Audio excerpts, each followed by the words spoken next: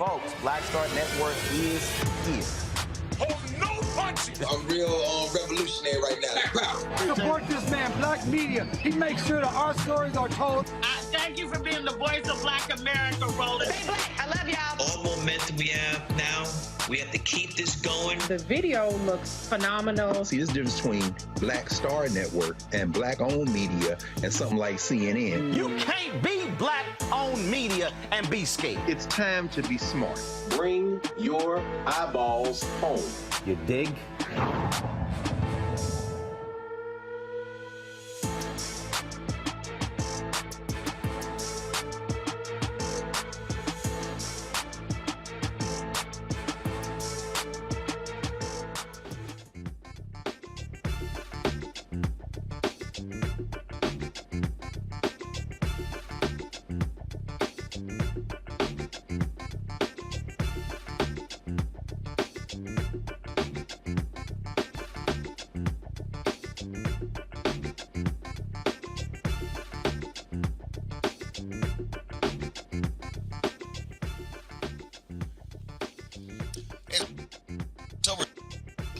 Roland Martin Unfiltered, broadcasting live from Swainsboro, Georgia, where we will be talking about the U.S. Senate race taking place here in this state, plus the gubernatorial race and other discussions about politics.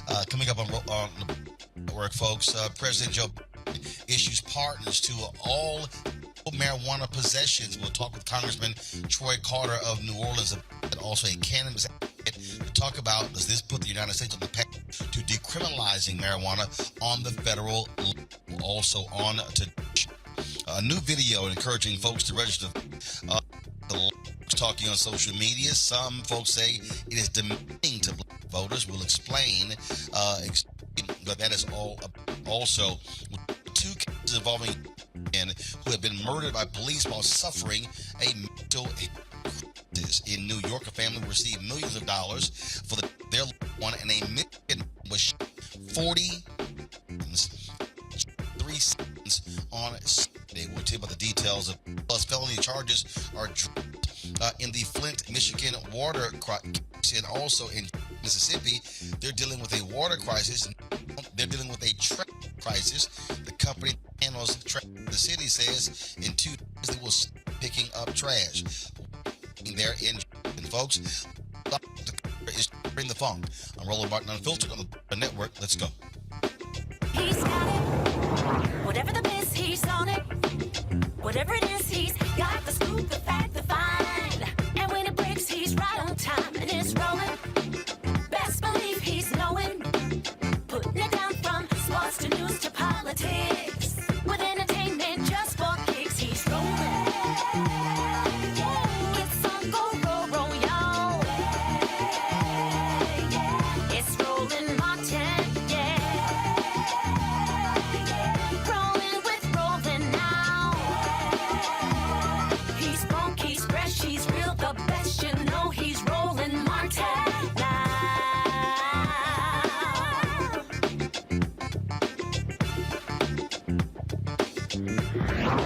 Martin.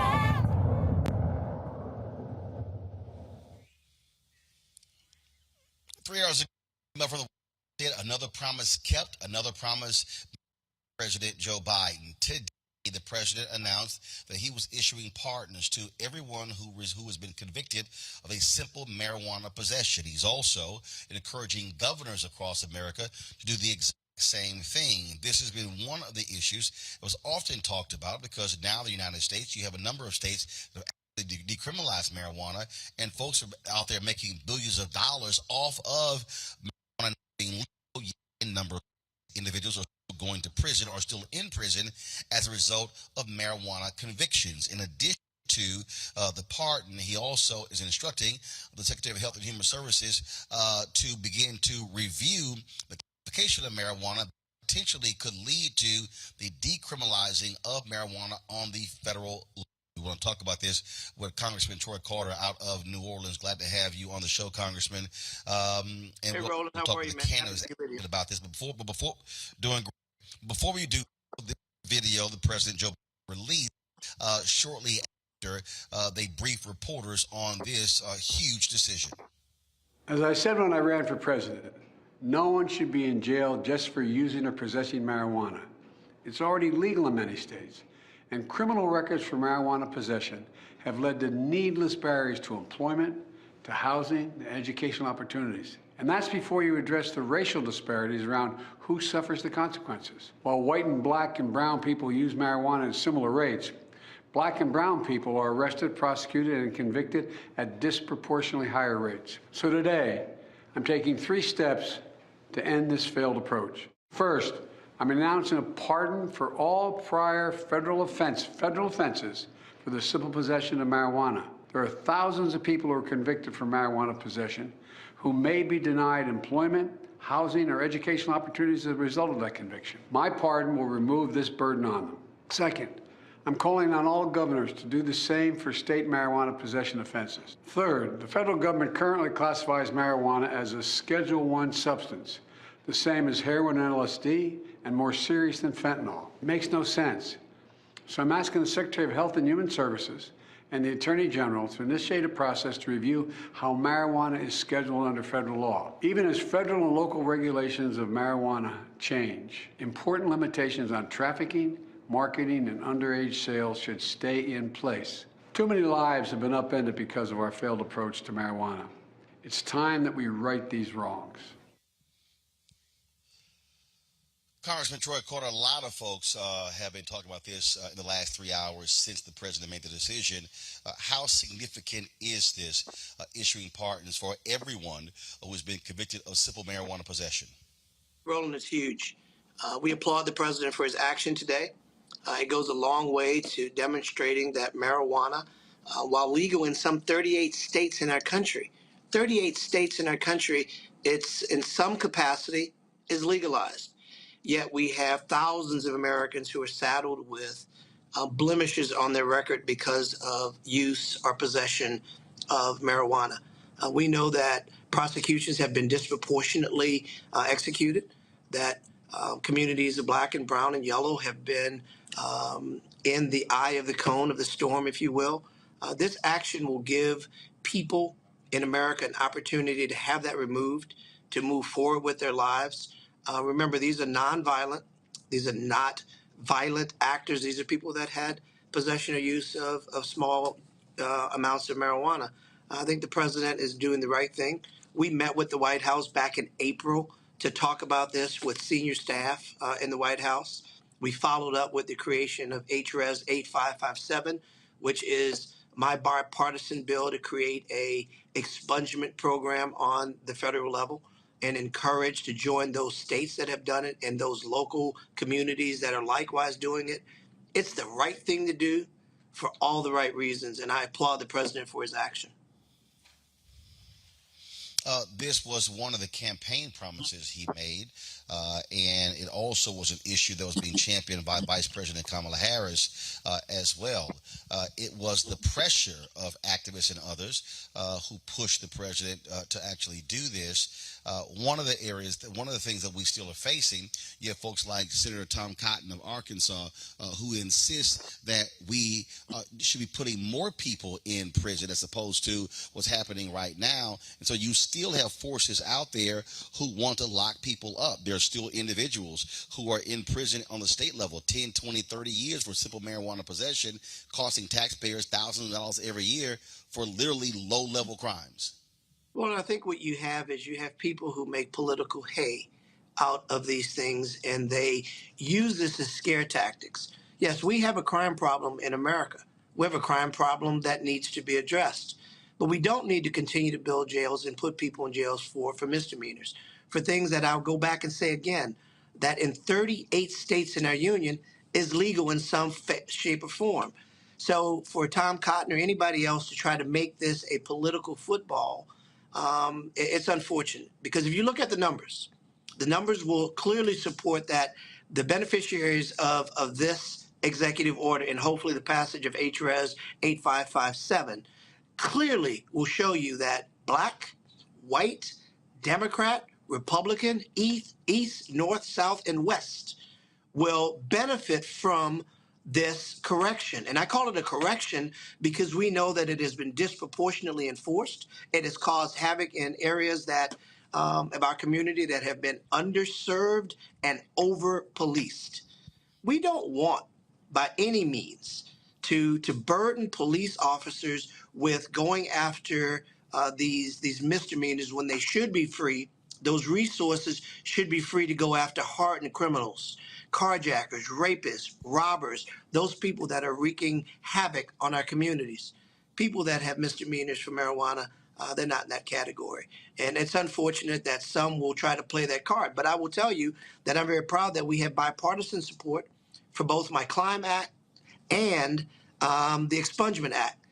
My partner in Congress, Representative Rodney Davis, who's a Republican, has joined me as the co-sponsor on the Expungement Act. We're hopeful that we will have a very large group of Republicans and Democrats to join with us as co-authors to send this to the Senate and hopefully to the president for his signature, because the executive order, while very important, and it's a huge step, an executive order can be reversed with the next president.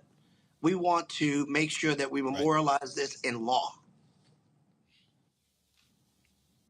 The reality is this here, by issuing the pardons, can't be reversed by if the next president is not Democratic. That can't be reversed, but certainly the pardon other can't. aspects of the executive order. Yeah. Absolutely.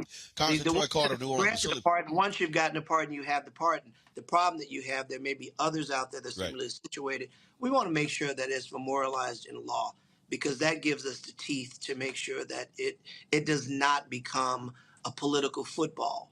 Often these things become political footballs, and they become good fodder for the political talking heads, or for people who are trying to push one end of the earth to the other end of the earth. And people should not be caught up in the politics de jour. Absolutely. Congressman Troy Carter, we appreciate it. Thanks a lot. Thank you, brother. Always good to be with you. Thank you, Roland.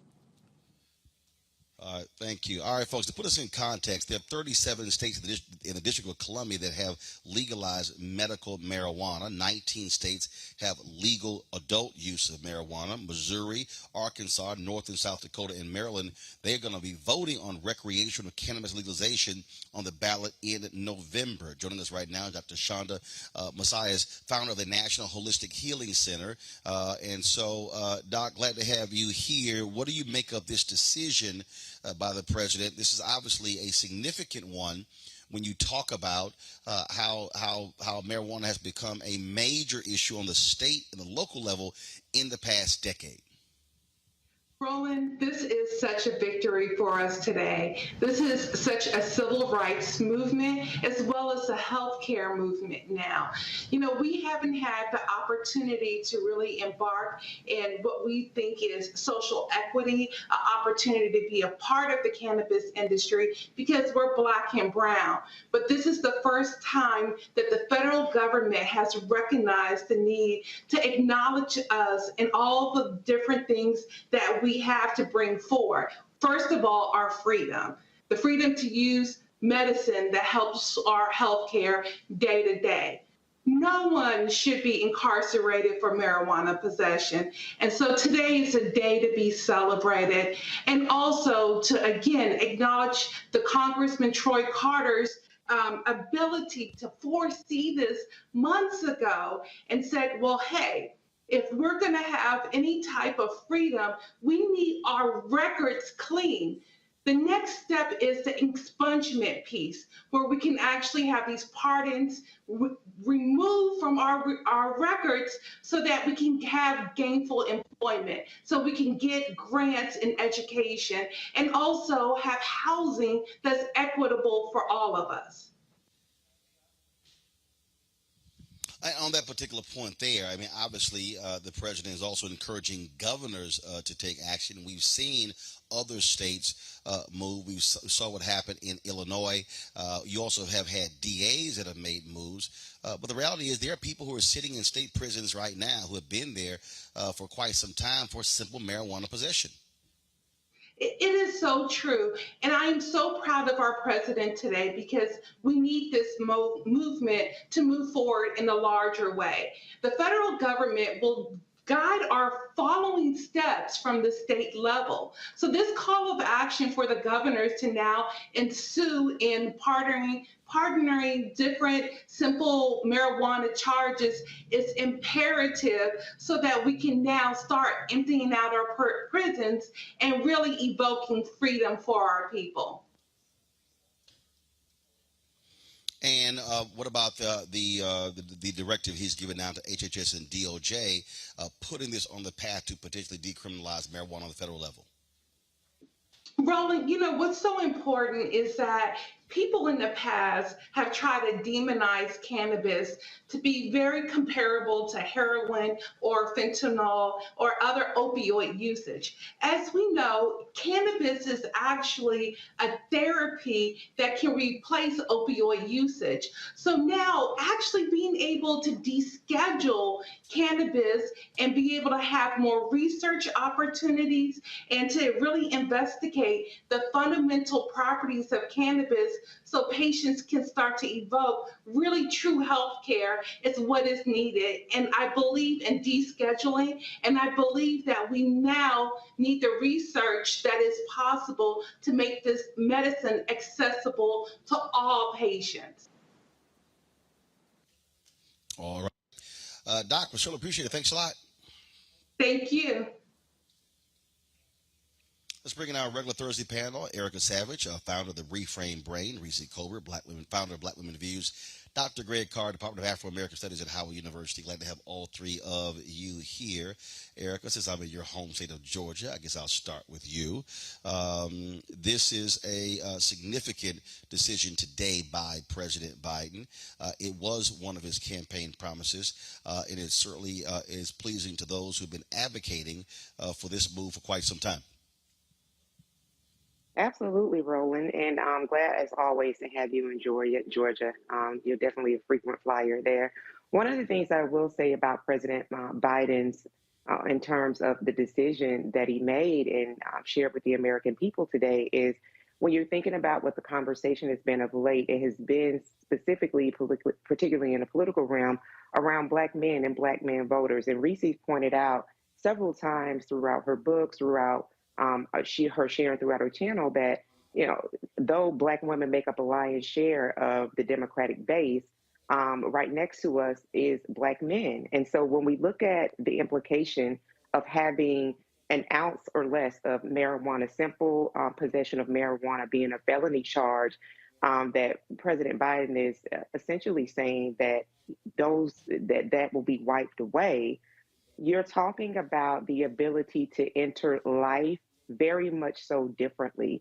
And I think that as we head into the midterms, as we continue to have these conversations about misinformation, disinformation, the actual impact of decisions like this by the Biden administration, have the layered conversations of the ripple effect of what it will not only do for that person, but for the family as well, the doors that will open up behind that. I think it will really help to really seat the conversation and how Black men will be positively impacted by this decision by the Biden-Harris administration. So definitely in terms of, you talked about, state prisons, when you're thinking about folks who aren't able to vote, this will be a way for them to be able to regain their rights back if they're not able to vote.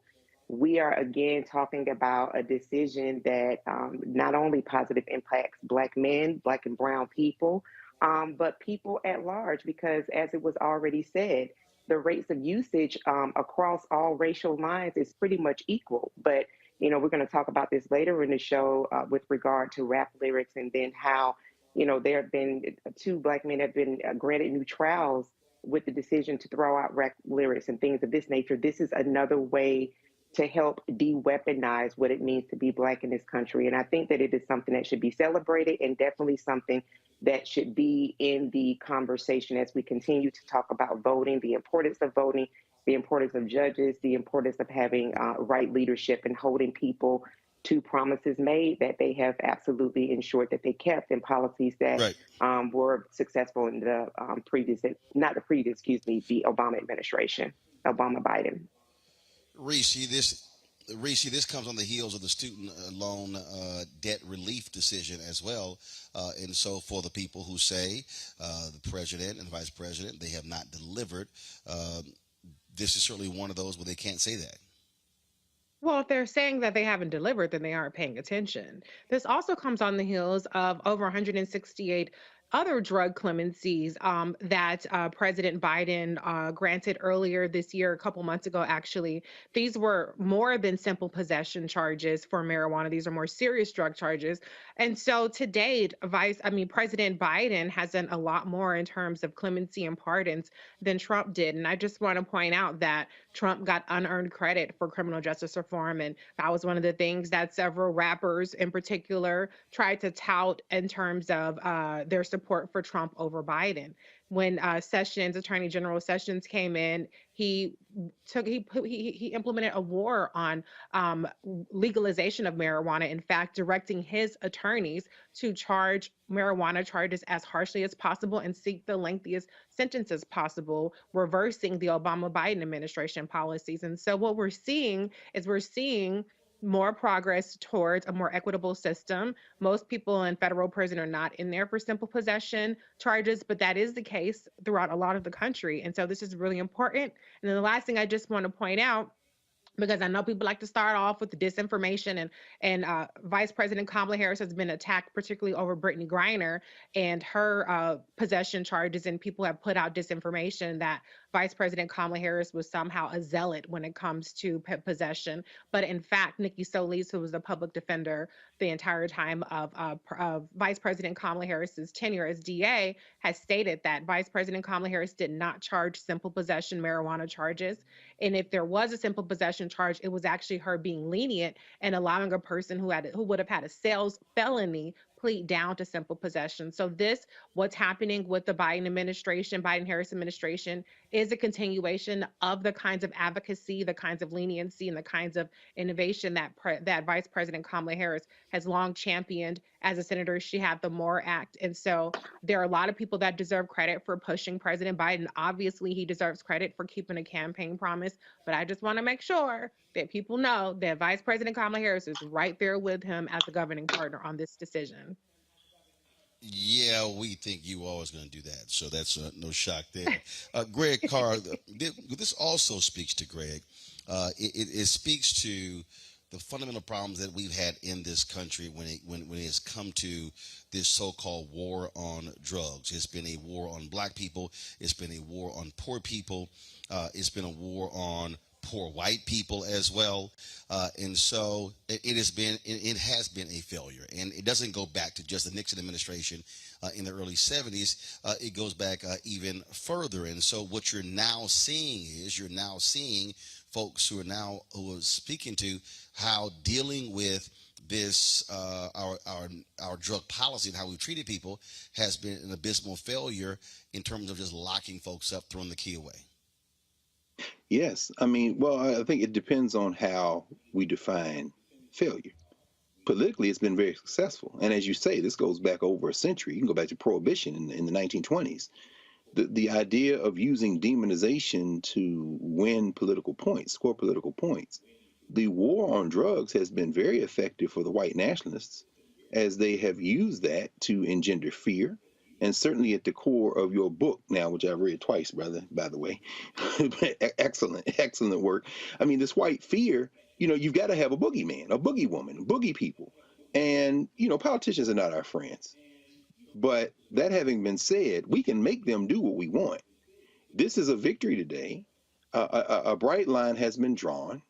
And I don't, campaign promises aside and notwithstanding, we can't lose sight of the fact that we're a month away from the midterm elections, and the Biden administration has taken another step to try to draw that bright line so that voters can see the clear choice. You mentioned student loans. For sure, they came out using the executive power, and you've seen the white nationalists now have filed about a half dozen lawsuits, and you've seen the Biden administration begin to adjust the policy pronouncements to kind of shrink the number of people who are going to be eligible for those student loans. The last shrinkage was when it comes to third-party lenders, private lenders holding debt. But that's because the white nationalists are going to try to claw back. Especially,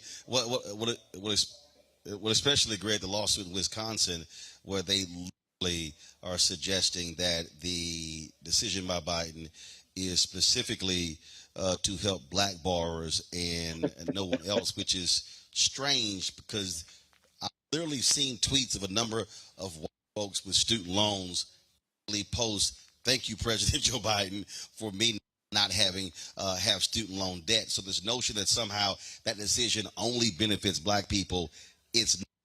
Even the judge is also, it shows you again, in terms of when something happens, this whole notion that somehow it's only benefiting black people. Just look at the numbers. If you have 13% African Americans in this country, there's no way a policy like that is just for black people. That's just illogical. No question. But I think you've struck, Roland, at the heart of what's going on here politically. This is, in addition to everything else, a political action. What do we mean by that? Mandela Barnes, perhaps this helps him if you see them attack that way in Wisconsin. Certainly in Indiana, I think it is, where they've threatened to tax the forgiveness of student debt. This draws a bright line. And of course, the Democratic Party has been chasing this fictional this white voter, this white working class voter forever. But what Biden has done today is strike at the heart of federalism. Now, against gerrymandering, and you talked about the Alabama case earlier this week, with gerrymandering, but at the federal level, we know that in the year 2021, only 92 of about 20,000 convictions for simple possession were federal. Now, 6,500 people in the District of Columbia between 1992 and 2021 are quite happy today because they're about to be pardoned. But as Congressman Carter said, Congress will have to act. What is Biden doing? By calling those governors out, what he's doing is trying to frame this at the state level at a way that could be translated into political advantage. Because the poor whites have to understand, do you want your whiteness or your freedom? Do you want your whiteness or your ability to get a loan or go to school or to be able to have your record wiped? And this is something that only Congress can do on a permanent basis, as Congressman Carter said. Right. Finally, when we think about this in that sense, then, a month out from the midterms, Joe Biden has taken another step to up the ante. There is a bright line here. And in that respect, politically, I think this is a master stroke. In that particular point there, I remember watching Samuel Jarecki's documentary on the drug issue in this country and showing how the opioid crisis has been impacting rural whites in Tennessee and Arkansas. And so when we talk about the criminalization of drugs, it is not just African Americans. It's also impacting a lot of these poor whites in Arkansas, Georgia, Tennessee, places like that. And so that's why today's decision is also significant as well. Hold tight 1 second. Got to go to a break. We come back. We're going to talk about this new commercial, this new video that's been put out by an advocacy group that's got a lot of people upset, ticked off, mad. And so we're going to discuss that next. We'll also, of course, talk about also, first of all, Black and Missing, which we always focus on. Also, a couple of cases in Michigan. A man shot nearly 40 times in almost 3 seconds by cops there, and the family of another man who was killed having a mental breakdown. They're going to be receiving several $1 million. We'll tell you more about that as well. Plus, we'll be having a conversation here in Swainsboro, Georgia, about this year's election with a panel of elected officials and others talking about what issues matter to voters here. Everything in Georgia is not about Atlanta, the metro area. It's also what's happening in rural Georgia as well. So with all of that on Roland Martin Unfiltered, don't forget, download the Black Star Network, Apple phone, Android phone, Apple TV, Android TV, Roku, Amazon Fire TV, Xbox One, Samsung Smart TV. You can also support us, Bring the Funk Fan Club. Check and money orders, go to P.O. Box 57196, Washington, D.C. 20037-0196. Cash App is $RM Unfiltered. PayPal is R Martin Unfiltered. Venmo is RM Unfiltered. Zelle is Roland at RolandSMartin.com. Roland at RolandMartinUnfiltered.com. And don't forget to get my book, White Fear, How the Browning of America is Making White Folks Lose Their Minds. Available in bookstores nationwide, Amazon, Barnes & Noble, IndieBound. Also, Books a Million, Target. You can also order from your favorite black bookstore. And, of course, you can also download it on Audible as well. We'll be right back.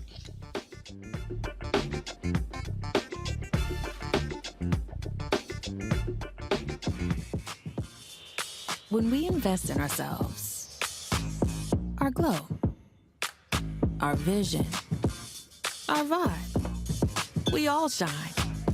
Together, we are Black beyond measure. It's about us. Everybody out together. We are in sunny South Dallas. The election is coming up. It's super important that folks know who they are voting for, but more importantly, what they are voting for. Y'all, we got the free shirts and free lunch right over here. Freedom is our birthright. No matter what we're up against, we're sending a message in Dallas and Texas and in this country. We won't back down. That's what this bus tour is all about. The housing cost is one of the most capitalized areas that we have found. People who are marginalized, that are brown and black, we are suffering the most, and I think that we have the biggest vote and the biggest impact in this election. I'm voting for affordable housing, for sure. We should not be paying the cost of a utility failure because our elected officials are too proud to say, we need help. I know that we can bring out our people to vote. It's a part of our birthright. It's a part of our heritage, and surely it's a part of our present and part of our future. That's right. That's what's up. And we won't black down. Forward that message to 5 friends, because in that message, it's got links to how to get registered, how to check your registration status. Like I said, 2:30 we'll start rendezvousing right here on this street. I am voting to let our voice be heard in the rural communities that, hey, we are people too. There are things that we need. Free shirts, free food, and lots of power. We are in Longview, Texas, where Black Voters Matter, 365. Whatever type of oppression a white supremacist throws our way, we will not black down. We are in relentless pursuit of liberation of our people. Freedom is liberation for black bodies and black communities to make economic change through political power. Freedom is choice. We won't black down. We won't black down. We won't black down. We won't black down. We won't black down. We won't black down.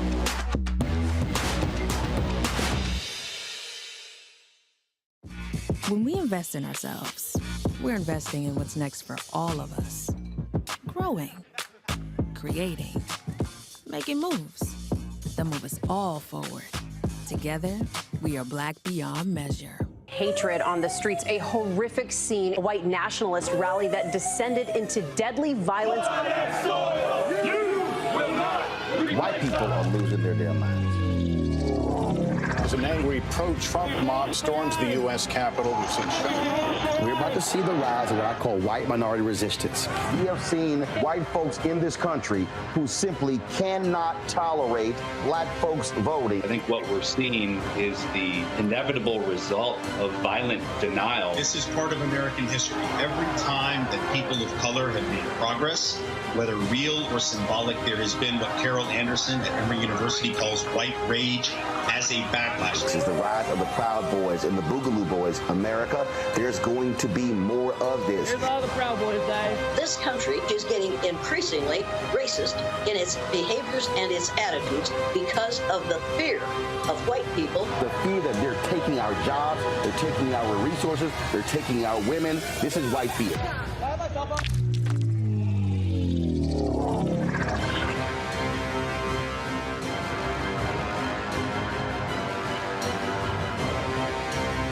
What's going on? This is Tobias Trevelyan. Hey, I'm Amber Stevens-West. Yo, what up, y'all? This is Jay Ellis, and you're watching Roland Martin Unfiltered.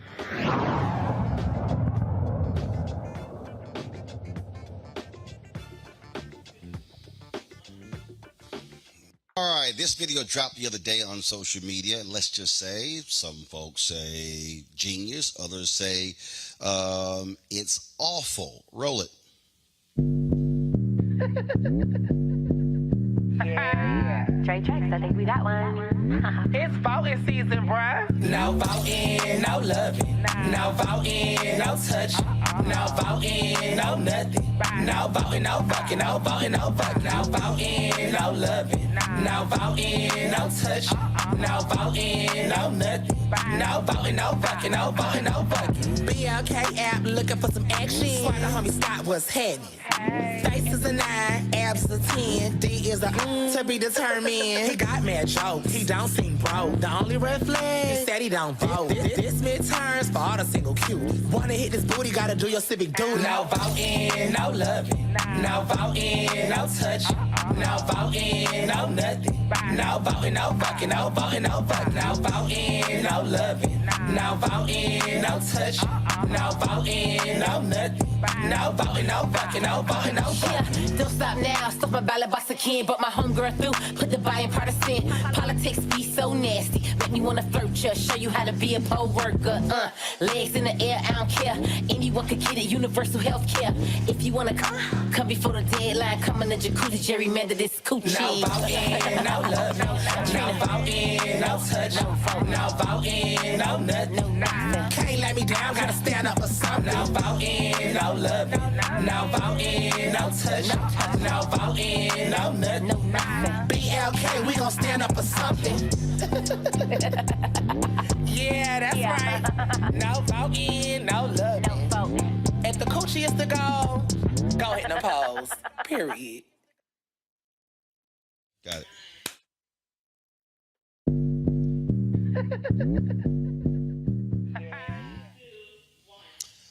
All right, folks, that video is called No Voting, No Vucking, was created in partnership with BLK Dating App and majority agency, an Atlanta-based company where Shaquille O'Neal is a founding partner. Now, a lot of people have assumed, because if you go to the end of that video, it takes you to We All Vote, that is the group that founded by Michelle Obama, When We All Vote. And that is not the case. I talked to them today, and they said they provide the back end, or allowing folks to partner with various groups where people can actually click through to check their voting status. And so that's one of the reasons why you see that on there. But the folks at When We All Vote said they had nothing to do with this spot. We're not involved in the creative. Didn't even, they said they don't do those type of videos. And we reached out to BLK's head of brand marketing, Jonathan Kirkland, and the folks at Majority Agency. Neither responded to our request to appear on the show. Greg, I want to start with you. I've seen a lot of black men on social media ticked off at this particular video. I saw people saying this is what the Democratic Party does to reach black voters or black men. Then, of course, I had to explain to a couple of people that, first of all, this wasn't the Democratic Party that did the video. This was actually a dating app that did the video. And this is one of those things that often happens when it reminds me of 2020 when a filmmaker partnered with several strippers in Atlanta and put out a video encouraging folks to vote. And folks took offense to that as well, saying this is how the Democratic Party targets African Americans. But that wasn't the party. It wasn't the DNC, DCCC, DSCC. These were individuals. We interviewed that filmmaker, if it was a female filmmaker, on the show as to why they actually did it.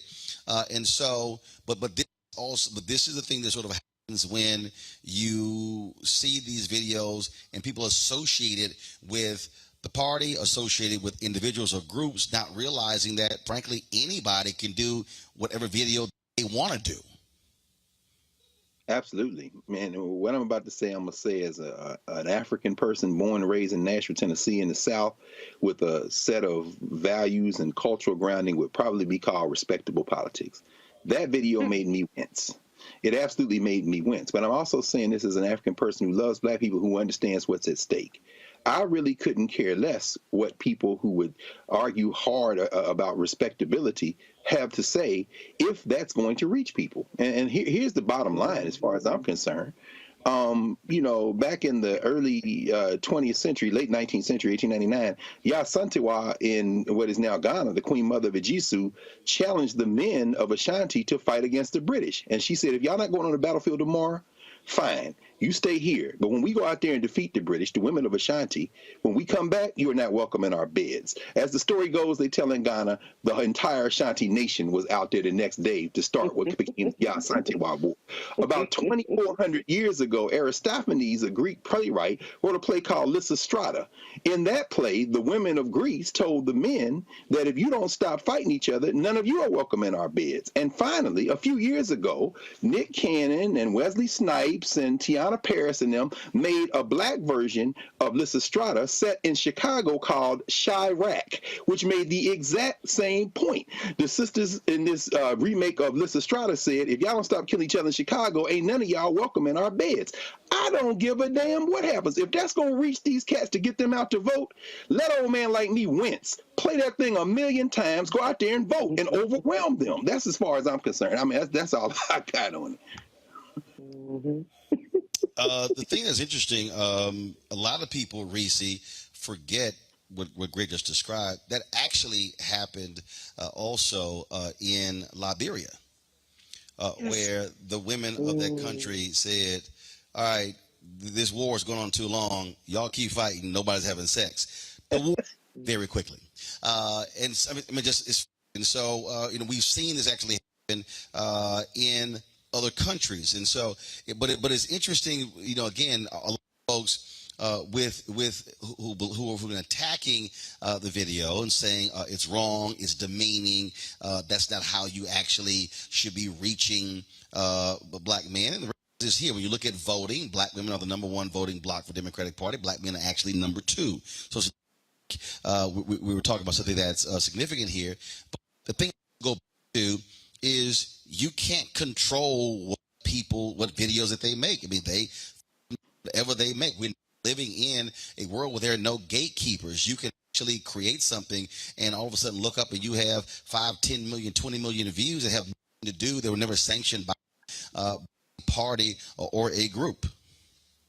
And yeah, Reese, go ahead. People need to just get over it. Everything ain't for everybody. Saucy Santana has a base. Trina has a base. I'm a material girl. My Chanel 9 boots, all these things still jacking because they know I'm the truth. Hey, like it's for some of us. If it ain't for you, it ain't for you. That's okay. I was just at Onyx last Wednesday, missed my flight.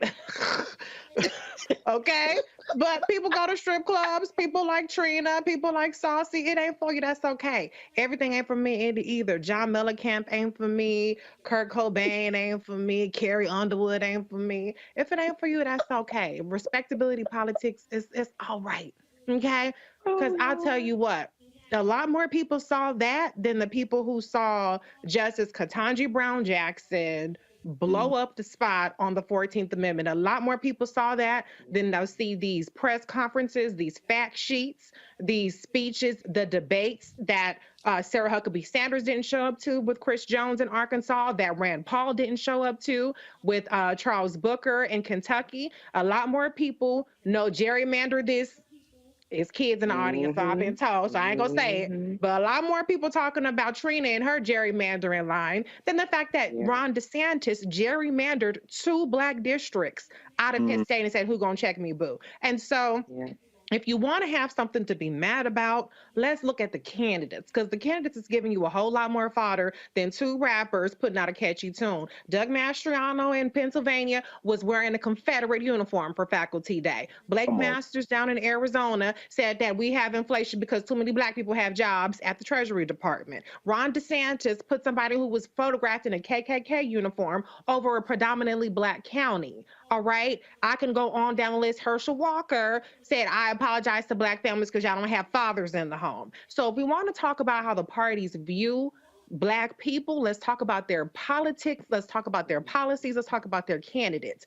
If somebody wants to reach people the way that they want to reach people, that's on them. It's not for you, and that's okay. And people always tell black celebrities, you need to use your platforms, and the key to using your platform is using it authentically to you. It's not going to appeal to everybody. I know I ain't for everybody. I'm sure people in the comments dragging me, talking about, I know she would say that. Yes, I would say that because I'm multifaceted. I like to twerk and I like to vote. So this is right up my alley. Period, sis. Let them know, Reese. Kick out of that line right there, Reese. Reese was. Listen, that's right, Reese. That's why y'all got to keep buying Reese and Roland's book. They keeping it real out here. I'm definitely with Greg and Reese on this one because, you know, we just had on your show, Roland, about a month ago, social media strategists that talked about how specific demographics are only using content, that short form content, as a way of them engaging information, or that's their primary way, not only. That's their primary way of engaging information, talking about Gen Z and TikTok. So listen, when you have two people that have the appeal, that Saucy Santana and Trina's also on Love in Miami reality show, thinking about these things, people who may not have even been thinking about registration may go ahead and click to make sure that they are registered, or if it's not too late for them to register to participate in the midterms. We heard bipartisan term. That was something that Trina dropped in her lyrics. And then already, Sis has already talked about how she talked about gerrymandering. So if these are new terms and terms that are accepted into the lexicon of folks who really don't pay attention, that 40% Black of folks that don't vote, if it penetrates, no pun intended, through that messaging, then I think that we have a winner here. So.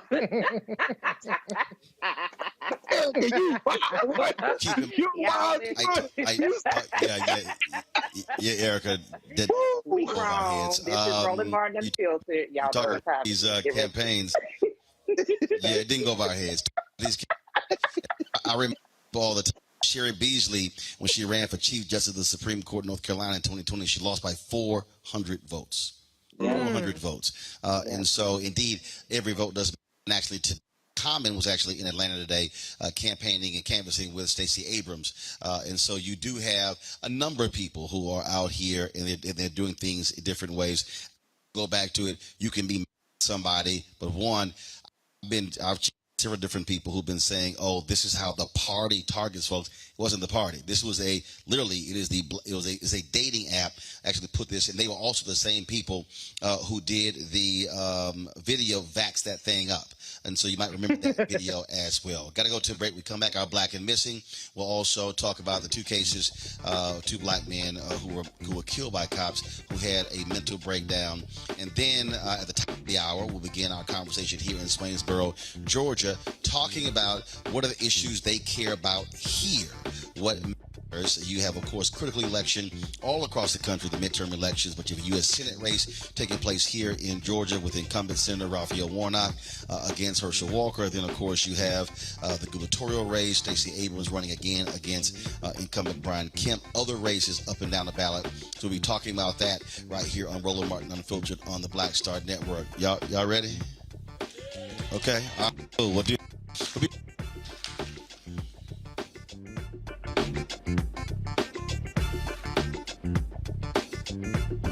When we invest in ourselves, we're investing in what's next for all of us. Growing, creating, making moves that move us all forward. Together, we are Black beyond measure. On the next Get Wealthy, financial therapy, what it is and why it may be exactly what you need. So when you think about financial therapy, what we're talking about is how do we learn to live with our money in a way that is congruent with our values, that we understand our emotions about money, we understand our beliefs and our behaviors. That's right here, only on Black Star Network.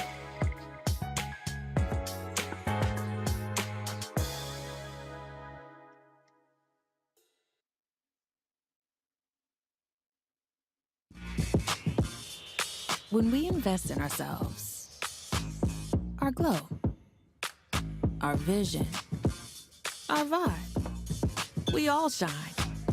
Together, we are Black beyond measure. It's about us.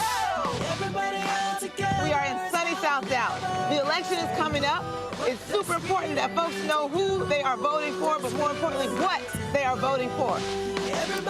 Y'all, we got the free shirts and free lunch right over here. Freedom is our birthright. No matter what we're up against, we're sending a message in Dallas and Texas and in the country. We won't back down. That's what this bus tour is all about. The housing cost is one of the most capitalized areas that we have found. People who are marginalized, that are brown and black, we are suffering the most, and I think that we have the biggest vote and the biggest impact in this election. I'm voting for affordable housing, for sure. We should not be paying the cost of a utility failure because our elected officials are too proud to say we need help. I know that we can bring out our people to vote. It's a part of our birthright. Right. It's a part of our heritage, and surely it's a part of our present and part of our future. That's right. That's what's up. And we won't black down. Forward that message to 5 friends, because in that message, it's got links to how to get registered, how to check your registration status. Like I said, 2:30 we'll start rendezvousing right here on this street. I am voting to let our voice be heard in the rural communities that, hey, we are people too. There are things that we need. Free shirts, free food, and lots of power. We are in Longview, Texas, where Black Voters Matter, 365. Whatever type of oppression a white supremacist throws our way, we will not black down. We are in relentless pursuit of liberation of our people. Freedom is liberation for black bodies and black communities to make economic change through political power. Freedom is choice. We won't black down. We won't black down. We won't black down. We won't black down. We won't black down. We won't black down. Hi, I'm Gavin Houston. Hey, what's up, y'all? It's your boy Jacob Lattimore, and you're now watching Roland Martin right now.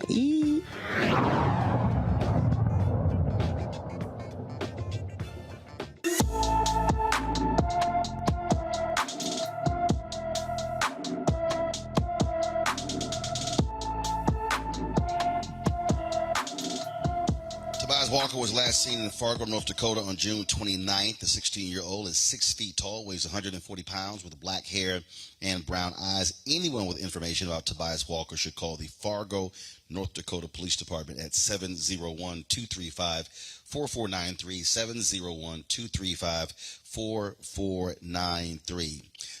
Michigan police officers, fired off 38 shots in 3 seconds, killing a young black man amid a mental health crisis. 20-year-old Porter Burks, who suffered from schizophrenia, was having an episode on Sunday night when his family called for help. The Detroit police released 7 minutes of body cam footage. It shows how a family member is describing the situation to officers, the police trying to reason with Porter to drop the knife he was carrying, and the time the fatal shots were fired. Now, the video, of course, we're about to show you is triggering. And so if you don't want to see it, you can certainly, now it's time to walk away. And so go ahead and play the video. I'm going to speak over the video while it is playing. Now, folks, it's not clear how many of the 38 bullets hit Porter. Jeffrey Feiger, the Burks family attorney, he also said Porter would still be alive if Michigan had the resources to care for its mentally ill. I'm going to play that in a second. Go ahead and roll the video. This is the thing that we keep talking about on the show, Reese, Erica, and Greg.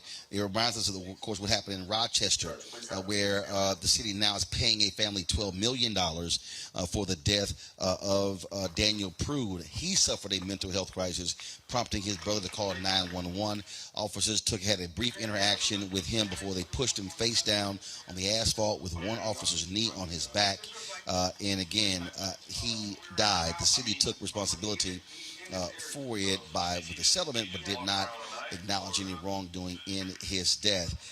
This is one of the greatest scares of a number of black parents, Erica, and that is calling police when a loved one is having a mental health episode. They end up dead. We covered this. You had Kajima Powell in St. Louis. You had the young man in who was playing with a screwdriver, and literally officers are showing up on the scene and firing shots within seconds, as opposed to dealing with someone who is having a breakdown. And same thing, of course, the Pamela Turner case in Baytown, Texas, where the trial has started this week, where the officer there shot and killed her when she was having a mental health episode.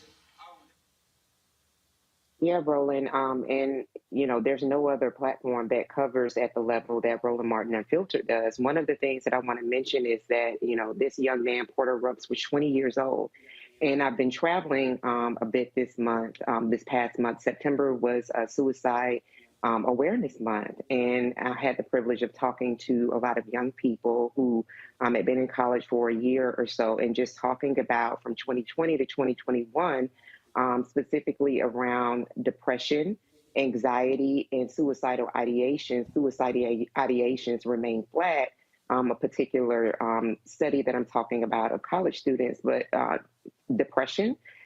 There was a 22% increase in depression, and anxiety, a 10.1% increases. And some of the things that these young people were telling me, you're talking about young folks the same age as the late Porter, you're talking about they were traversing through not only COVID, but just a number of depression, anxiety because of the way the world was operating, things that were happening at home. And so this is why we're continuing to see amongst young people a very significant mental health crisis that definitely, those specialists have continued to sound the alarms about even before COVID-19. So here we are with the police killing, assassinating another Black body, and then doing something that we've seen all too familiar, which is handcuffing this person who is now transitioned. And then I read that they actually dumped his body by the hospital. So when you're talking about mental health, when you're talking about human experience, and then you're talking about law enforcement, for someone, and I've been very honest and vulnerable about this, that has a suicide safety plan in place, I have that in place because I would not, especially during the very, very early parts of my brain injury, would not want to have, and this was, a decision as well, would not want to have any part of law enforcement if I were to have a break, if I were to go into crisis, so to speak. I would want people that I trust, people that have had some type of mental health first aid training, people who are not trigger happy, who are not state station assassins around me. So I think that as we continue to really talk about these things, realizing the impact that it's having on people around us, also to understand that for folks that are listening to this, if you do have somebody who is in a mental health crisis, and not saying not to, there are other numbers that you can call as well. If you do have to call law enforcement, do what needs to be done. But please make sure that, all efforts are exhausted to get, unless having to get law enforcement, involved, because as we see here with this young 20-year-old man, the consequences continue to be lethal, and definitely send condolences to his family and hope that they absolutely get what it is that they should get in terms of some responses for the way that law enforcement engaged Mr. Ruggs. Reese, you've had people who have criticized defund the police, those who advocate for shifting of resources. They've talked about for mental illness. There have been so many cases in this country where people literally are dead as a result of sending police officers to the scene to deal with mental health crisis. We also have the story, it was also in Rochester, where they put a bag over this young man's hand, and he was suffocated as a result. The reality is San Francisco, they made changes to their policy there, shifting resources, and when they would get a mental health call, they would send a mental health worker to the scene first and not police. Absolutely. I mean, I know that there's an inclination for people to say, Black families, stop calling the police when your family member is having a mental health episode. But I think we can all agree that that is the absolute last resort. And so what we need to do as a society, it's not going to be a more instant fix to fix these trigger happy cops who think they can just kill Black people at will and get away with it. However, like you just mentioned in San Francisco, we can get more mental health resources to these places and try to offload some of the work that is going straight to the police to people who are trained professionals. But in addition to that, we need to make more investments in mental health, period. by the time somebody's having an episode, there are multiple steps and there are multiple times that somebody could have intervened if they had access to mental health resources. You're down in Georgia, Roland, and I believe you are too, Erica. In Georgia, 94% of the counties have a mental health shortage professional. Stacey Abrams is a person who wants to fix that. Brian Kemp is not. Raphael Warnock, who's running for Senate, has put forth several pieces of legislation to increase access to mental health. So as we look towards the elections, we're not going to be able to solve policing with the stroke of a pen, but we can at least make a lot more progress towards mental health if we keep in mind the policies and the people that are really pushing forward, genuinely increasing mental health access. Not when a mass shooting happens and then the Republicans try to say, oh, well, it's mental health, but they don't do a doggone thing to get those accesses, those resources expanded. We can put the people in place that will do it now. And Greg, here it's very simple. You take Rochester; they just had a $12 million settlement. I wonder how much of their city budget goes to mental health services. I mean, and this is the thing: we're now seeing multi-million-dollar settlements reaching in excess of $1 billion, and so cities are spending money to settle police abuse cases. If folk rethink how we police in this country, we could be spending that money on mental health and these type of crises. And I keep telling people, it's death. You ain't coming from that. That's exactly right, Roland. I mean, we've seen different polities take different actions. I mean, for many years, I lived in Philly. Right across the bridge from Philadelphia, South Jersey, is Camden. Camden has had terrible challenges because of the collapsing economy of Camden, not because the people are somehow less than human, with crime and those kind of things. Well, a new police chief came in and began to implement a transformational strategy, including neighborhood policing and getting out of the cars and walking around. And as a result, you saw the interactions with police improve. Now, these killers, this death squad, this assassination squad, these punk paterolers, excuse my French, these less than men who set out to execute. Well, we know that some of the body camera footage that has been released was as a result of the crisis intervention officer who was trying to tell this young man to put the knife down. I mean, the man was brandishing a saber. So, I mean, wait, no. It was a 3.5-inch knife. He'd killed some tires. You know, you can't reform that. So, listen, folks hiring police, stop hiring these punks whose manhood is in the trigger finger on their hands. Too bad this young brother was not Kyle Rittenhouse, who could walk around with an automatic weapon and go out murdering people and the police give him some water. It's very simple. You can't reform policing until you transform policing. This can't be reformed. And you're right, Roland. I mean, ultimately, that $12 million settlement in Rochester is going to come out of the pockets of taxpayers. And this settlement out of Detroit is going to come out of the pockets of taxpayers. That's not going to bring Quiana Wilson, her baby boy, back. I mean, looking at her, how many times have we seen these distraught mothers and fathers with these looks of anguish on their face? It's not going to take them back. What's going to stop this is the police is going to stop killing black people when we stop them. When we stop them.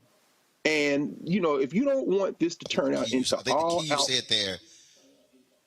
Yeah, go ahead. I'm sorry. Go ahead, bro. You said that when you said transform. You say reform, you said transform. But yes, I just have to keep reminding people again, when someone says they're gone, a check does not cut it.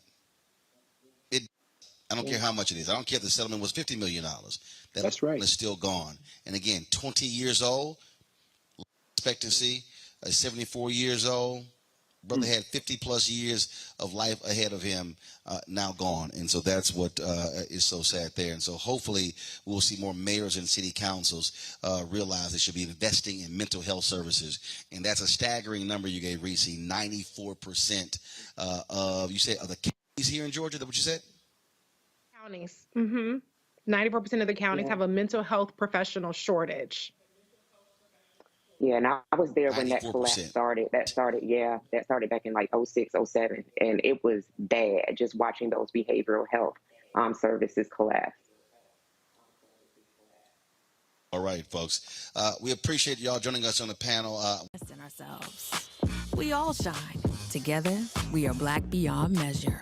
I've always said this, rather than to continue to fight for a fair piece of the pie and the equal slice of the pie, I want my hand on the knife that cuts the pie. And to that extent, who bakes the pie and who puts it in?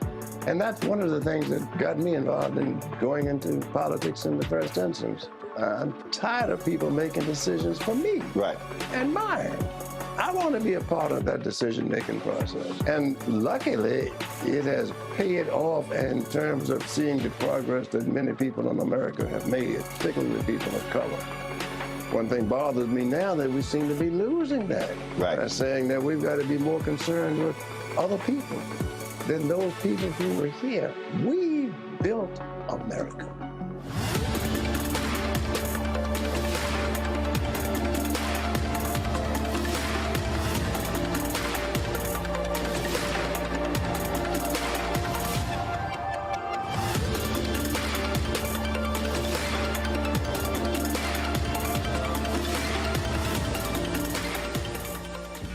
When we invest in ourselves, we're investing in what's next for all of us. Growing, creating, making moves that move us all forward. Together, we are Black beyond measure. Hatred on the streets, a horrific scene, a white nationalist rally that descended into deadly violence. White people are losing their damn minds. As an angry pro-Trump mob storms the U.S. Capitol, we're about to see the rise of what I call white minority resistance. We have seen white folks in this country who simply cannot tolerate black folks voting. I think what we're seeing is the inevitable result of violent denial. This is part of American history. Every time that people of color have made progress, whether real or symbolic, there has been what Carol Anderson at Emory University calls white rage as a backlash. This is the rise of the Proud Boys and the Boogaloo Boys. America, there's going to be more of this. Here's all the Proud Boys, guys. This country is getting increasingly racist in its behaviors and its attitudes because of the fear of white people. The fear that they're taking our jobs, they're taking our resources, they're taking our women. This is white fear.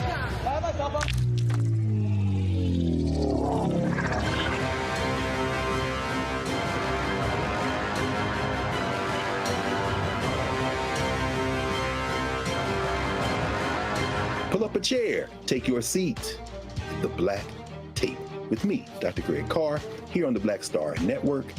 Every week, we'll take a deeper dive into the world we're living in. Join the conversation only on the Black Star Network. It's about us. Everybody all together. We are in sunny South Dallas. The election is coming up. It's super important that folks know who they are voting for, but more importantly, what they are voting for. Y'all, we got the free shirts and free lunch right over here. Freedom is our birthright. No matter what we're up against, we're sending a message in Dallas and Texas and in this country. We won't black down. That's what this bus tour is all about. The housing cost is one of the most capitalized areas that we have found. People who are marginalized, that are brown and black, we are suffering the most, and I think that we have the biggest vote and the biggest impact in this election. I'm voting for affordable housing, for sure. We should not be paying the cost of a utility failure because our elected officials are too proud to say we need help. I know that we can bring out our people to vote. It's a part of our birthright. Right. It's a part of our heritage, and surely it's a part of our present and part of our future. That's right. That's what's up. And we won't black down. Forward that message to 5 friends, because in that message, it's got links to how to get registered, how to check your registration status. Like I said, 2:30 we'll start rendezvousing right here on this street. I am voting to let our voice be heard in the rural communities that, hey, we are people too. There are things that we need. Free shirts, free food, and lots of power. We are in Longview, Texas, where Black Voters Matter, 365. Whatever type of oppression a white supremacist throws our way, we will not black down. We are in relentless pursuit of liberation of our people. Freedom is liberation for black bodies and black communities to make economic change through political power. choice. We won't black down. We won't black down. We won't black down, y'all. We won't black down. We won't black down. We won't black down. When you talk about blackness and what happens in black culture, we're about covering these things that matter to us, speaking to our issues and concerns. This is a genuine people-powered movement. There's a lot of stuff that we're not getting. You get it, and you spread the word. We wish to plead our own cause. Too long have others spoken for us. We cannot tell our own story if we can't pay for it. This is about covering us. Invest in black-owned media. Your dollars matter. We don't have to keep asking them to cover our stuff. So please support us in what we do, folks. We want to hit 2,000 people, $50 this month, raise $100,000. We're behind 100,000, so we want to hit that. Y'all money makes this possible. Check some money orders. Go to P.O. Box 57196, Washington, D.C. 20037-0196. The Cash App is $RM Unfiltered. PayPal is R Martin Unfiltered. Venmo is RM Unfiltered. Zelle is Roland at RolandSMartin.com. On a next, A Balanced Life with me, Dr. Jackie. Staying balanced is tough enough with the normal day-to-day stuff going on. But what happens when we get the unexpected? It may come crashing down through a bad diagnosis for either you or a loved one. My son, he actually was diagnosed with non-Hodgkin's lymphoma, and it came at a very challenging time in my life. I had a lot going on with starting a new business. How to cope and even stay balanced when even the walls are crashing in. That's on the next A Balanced Life with me, Dr. Jackie, here at Black Star Network.